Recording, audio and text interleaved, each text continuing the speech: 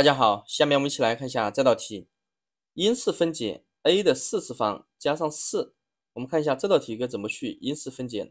你看现在它们是两个数的和的形式，那么我们就要把它改写成几个整式的乘积的形式。那么像这种的话，我们一般都是用我们的公式进行因式分解。什么公式呢？比方说平方差公式 a 平方减 b 平方，它等于 a 加 b 乘 a 减 b， 然后还有我们的这个 a 平方加减 2ab 再加 b 平方，它等于 a 加减 b 的平方。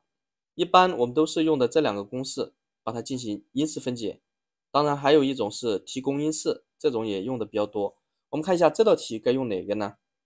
你看这个 a 的4次方是不是可以写成 a 的平方的平方，而我们这个4是不是可以写成2的平方？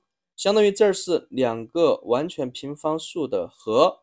那么我们会考虑到我们这个公式，你看这个公式是不是有一个 a 方有一个 b 方，所以说我们只需要再跟它配出一个 2ab 就行了。那么这个地方是加 2ab 还是减 2ab 呀？是不是应该是减？因为用减的话，我们接下来可以用平方差公式进行因式分解。2a 这里 a 指的是 a 方， b 指的是多少？是指的是这个2，那么这个地方就应该是减 4a 平方。所以说我们这个思路就出来了啊。我们写到这儿。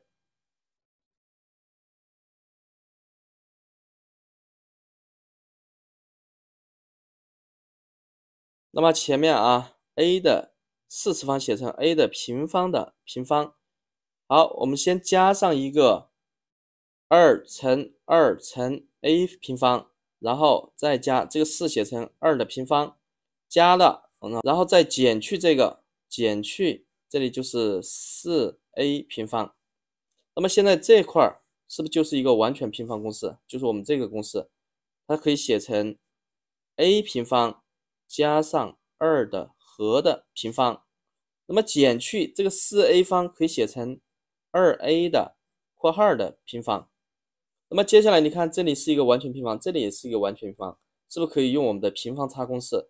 所以说它就直接可以套公式啊 ，a 平方加上2再加上 2a 乘 a 平方加上2再减去 2a。那么现在我们就已经把它写成了两个整式乘积的形式，那么这道题因式分解就已经成功了。好，如果说你还有其他不同的方法，那么请在评论区和大家分享一下，感谢大家。